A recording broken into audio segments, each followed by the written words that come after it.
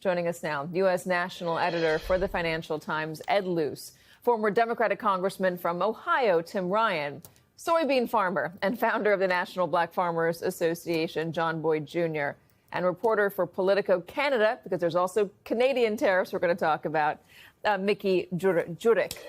Everyone, thank you very much. All right, Ed, he's going to be meeting with President Xi. The soybean industry is going to be a big topic. Treasury Secretary Scott Bessent said, so far things look good. What would good need to look like in order to stabilize that industry?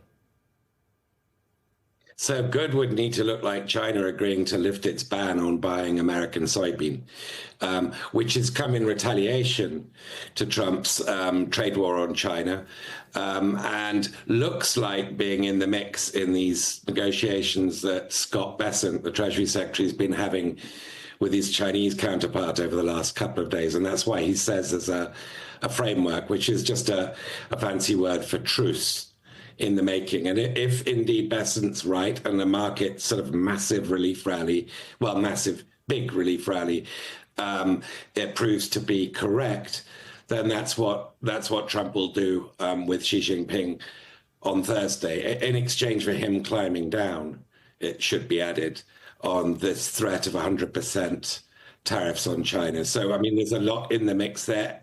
Frankly, I think one thing Congressman Alford did get right is nobody knows anything until Trump makes his mind up.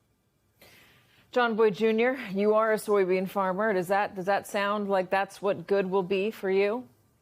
Absolutely not. You know, this president sold America's farmers out.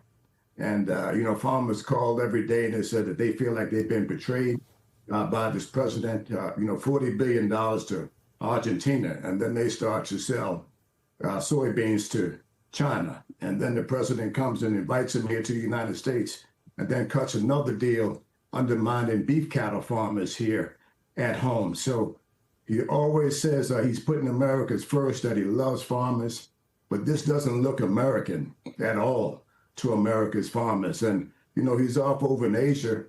But what about opening up the government here at home and working with Democratic leaders and Republican leaders in the House and Senate and getting this government open? The president has to show some leadership here that he can cut a deal here at home before he runs abroad, And when he was running for office, he said that, someone who entertains a shutdown looks weak. That's what he said. A president that allows that on his watch is looking weak. So the president isn't looking strong heading out to cut a deal with someone when our own government here at home is closed, it's not open for business, and America's farmers are facing the highest bankruptcy rates in a very, very long time.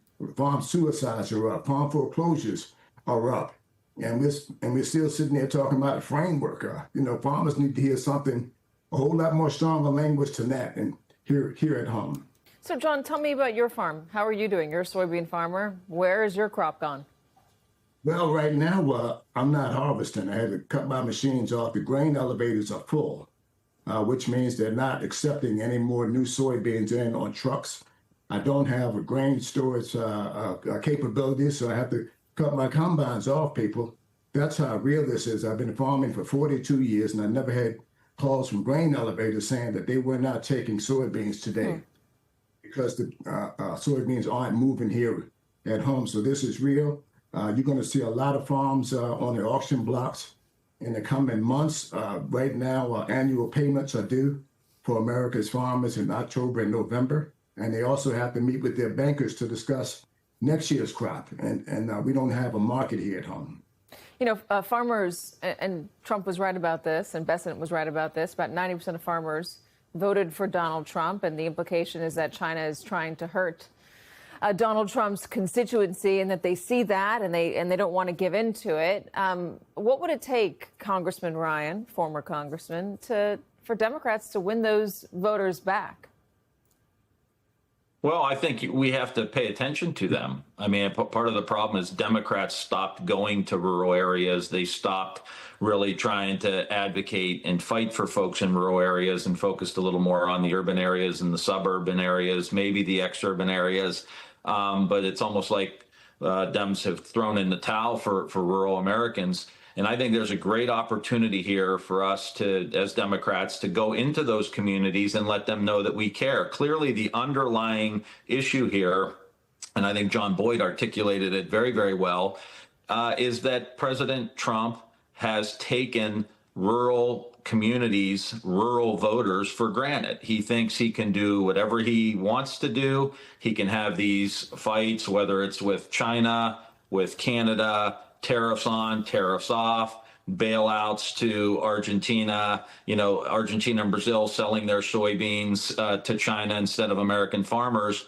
Clearly, he doesn't care, and nothing says I don't care, like I'm going to stick my finger in your eye. And as John said, like he did that last week with the cattlemen here in the United States, said basically the same thing. We're making things so great for you. And in fact, he's making it very, very hard. So Dems have to go into rural America, not just talking about broadband, for God's sake. That's the big deal. We're going to talk about broadband in rural America. You need to talk about lifting up farmers, building the middle class, rebuilding their downtowns, cleaning their rivers, like going all in on the small communities in those rural areas as well. I think that's an interesting point. And John, I'm going to ask you another question. It's not as if these farmers were hit by tariffs for the first time during this administration. They were hit by tariffs during the first Trump administration.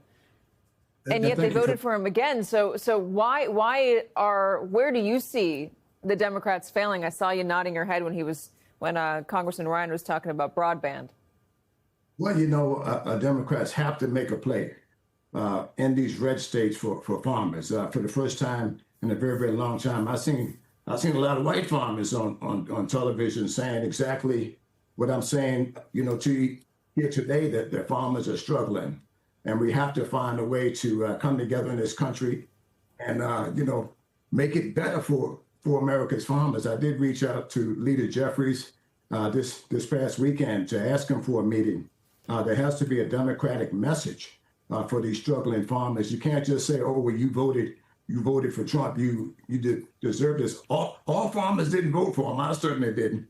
But most farmers in this country voted for him. And when the first president had his first term, I was selling soybeans for $16.80 a bushel. And I could pay a few bills and college tuition and take care of my family. He immediately announced those tariffs to China, and the price plummeted all the way down to $7 a bushel. And I said the same thing that I'm saying to you right now. The tariffs aren't working. They didn't work then, and they're not working now. The president said farmers are going to get some money from tariffs. I haven't seen a dime, and I haven't seen a dime of the $3 billion that they said was going out last week. And the $10 billion that he says is going to save farmers isn't going to be enough. It's like a Band-Aid when you need major surgery. That's how far gone agriculture is in this country. He came into office now in 10 months and has caused complete chaos in the agriculture sector in this country. And there hasn't been very little pushback from the Democrats on what he's doing out here in agriculture. And that's something I want to speak to the leader about. We have to have a message for that. Yeah, and John, I remember you were on this show talking about that during the first term as well. Let's broaden it out and talk more about tariffs on the whole. There was a moment over the weekend, last week actually, the end of last week, where Donald Trump either was watching the World Series or somebody on his team was watching, not the World Series, the last playoff game between the Blue Jays and the Marlins. And I was struck by, or the Mariners, excuse me. I was struck by it, watching it as well, seeing that Reagan ad where Reagan's talking down tariffs, saying they're not a good idea. Well, the president saw it, got mad about it, and imposed more tariffs on Canada. Just for everybody's reminder, I'm going to play the ad again. Here it is in full. It is 1 minute long. When someone says, let's impose tariffs on foreign imports, it looks like they're doing the patriotic thing by protecting American products and jobs. And sometimes for a short while it works, but only for a short time. But over the long run, such trade barriers hurt every American worker and consumer. High tariffs inevitably lead to retaliation by foreign countries and the triggering of fierce trade wars. Then the worst happens. Markets shrink and collapse, businesses and industries shut down, and millions of people lose their jobs. Throughout the world, there's a growing realization that the way to prosperity for all nations is rejecting protectionist legislation and promoting fair and free competition. America's jobs and growth are at stake. Full disclosure, Reagan released that ad, or said those words, excuse me, back on April 25th, 1987, to justify tariffs he was imposing on Japan because of unfair trade practices. But he still said largely tariffs are not a good idea. This president has done the opposite. He believes that tariffs are a good idea. And this ad in particular very much bothered him. Ontario has since taken it down. Doug Ford has taken it down. Mickey, help me understand why Doug Ford backed down on this. Or does he see himself as backing down because he got to air it at least 2 more times?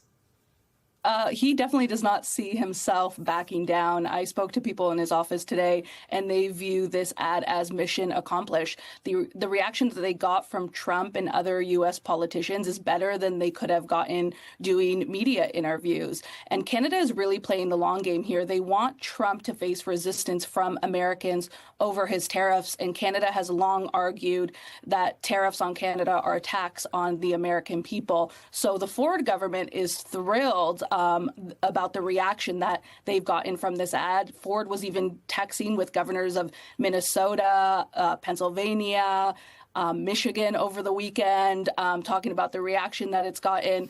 But the reason he did take down the ad is because Prime Minister Mark Carney called him up on Thursday. They had a follow-up conversation on Friday, and the Prime Minister did direct Ford to take down that ad so that there could be room for trade negotiations to resume.